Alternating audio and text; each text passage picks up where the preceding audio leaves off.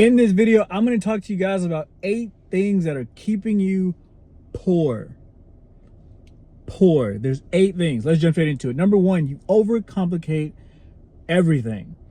Broke people often think wealth is locked behind secret formulas, complex charts, or insider tricks. They overanalyze and they freeze. Wealthy people simplify. Earn more, spend less than you earn, invest consistently. Simplicity compounds, complexity paralyzes. You have income, you have expenses. Your goal is to make that number in the middle as big as possible. How do you do that? You have a job for income, you have obviously bills for expenses. To make that number bigger, you can obviously go make more money or you can spend less on expenses, but the best thing to do is go start a side hustle. From 8 to 5, you make a living. From 8 to 5, you make a living.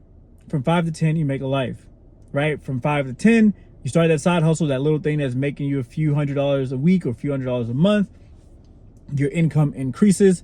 Eventually, you build that thing until it replaces your full-time career.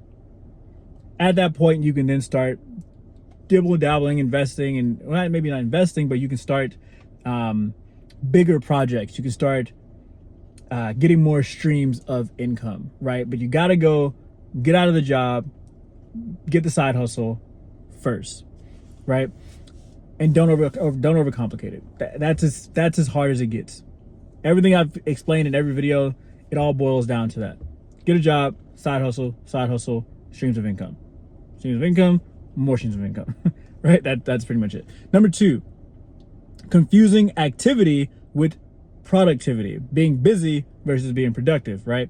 You can stay busy all day, checking emails, running errands, scrolling business tips, and still be broke. That's activity.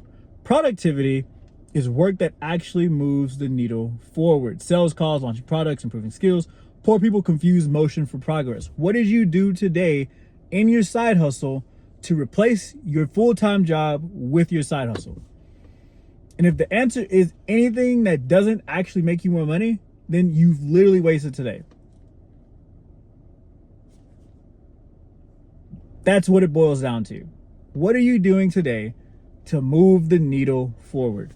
Number 3, making decisions only on emotion. Emotional decisions lead to impulsive spending. I feel like I deserve this, or avoiding investments because of fear. What if I lose money? Wealthy people use emotions as data, but not as indicators or dictators. Dictators, not indicators. They weigh numbers, risk, and long-term outcomes before acting, right? Your emotions shouldn't dictate what you do. They should just be kind of like little signs of what you think that you should do, but you shouldn't base everything you do on your emotions. Your emotions should be something that happens honestly later. The goal is to be happy, so therefore do things that will make you happy, but not in terms of like short term, right? Which I have a ton of videos on that. Number 4, relying on one source of income. Most people only have a job as their income. One layoff, one injury, or one bad quarter equals disaster. Wealthy people create layers of income. Businesses, investments, royalties, real estate, multiple streams mean one loss won't sink them. This kind of goes back to what I was saying for I think it was number 1 or 2, right? Your job, yes, you have the job, and you might be making $100,000, $200,000, $300,000 a year. I've worked as a recruiter my whole life. I've literally fired people making $600,000 a year that were asleep in their car, and they were late, and they were a physician, and so I had to fire them. And then there's $600,000 a year of income for that person, right? I don't know if they had a side hustle or multiple streams of income or what, but if they didn't, they just dropped the ball, right? So don't be like that. Have your job, build a side hustle, and the goal is to turn that side hustle into your full-time thing, or do both and still have streams of income outside of that that are passive.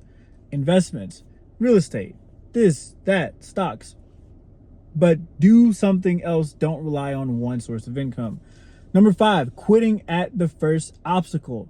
Broke people often expect fast success. When something doesn't work in 30 to 60 days, they give up and start over. Wealthy people know obstacles are filters. They separate those who quit from those who persist until payoff arrives.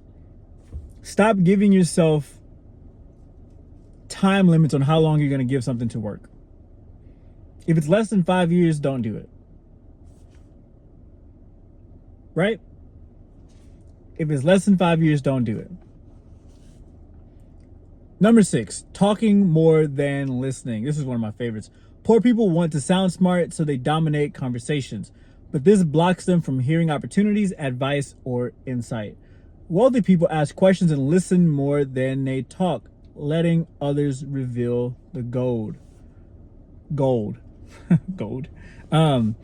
This is one of my favorite things. I learned this from How to Win Friends and Influence People, and also How to Have Confidence and Power in Dealing with People. Those 2 books are amazing. If you haven't read them, I recommend reading. There's another one called People Skills that's really good as well. And all of them say the exact same thing. Listen more than you talk. Most people just want to be heard. And when you're the one talking all the time, it shows a lot about you. It shows a lot about, it's just like you revealing your cards, right? The goal isn't to talk more. The goal is to be the interesting person. The person that listens the most is the more interesting person. The person that talks is just, I don't know. It's just, when you talk more than the other person, you're boring. I know it feels entertaining, but no one wants to hear you as much as you do, right? Number 7, copying without understanding. When they see someone win with crypto, real estate, or e-commerce, they jump in blindly without studying the fundamentals. I've done this. I've seen so many people do this. That's why they lose money and get bitter. Wealthy people copy models only after understanding the strategy behind them. Just because someone else does something doesn't mean that you should do it too. Take time to learn what they're doing, hire a coach, invest, watch videos, learn the skill set, and then go, okay, should I do this or should I not do this? And then from there, decide, okay, now is this worth me spending the next 5 years on in order to accomplish it? And if the answer is no, find something else. Don't just hop and hop and hop and hop. I've been a victim of that. I've seen so many people be a victim of that. Don't be a victim of that. Just stay away from it. And last but not least, number 8, using debt to consume instead of create. Poor people swipe credit cards for vacations, clothes, or cars.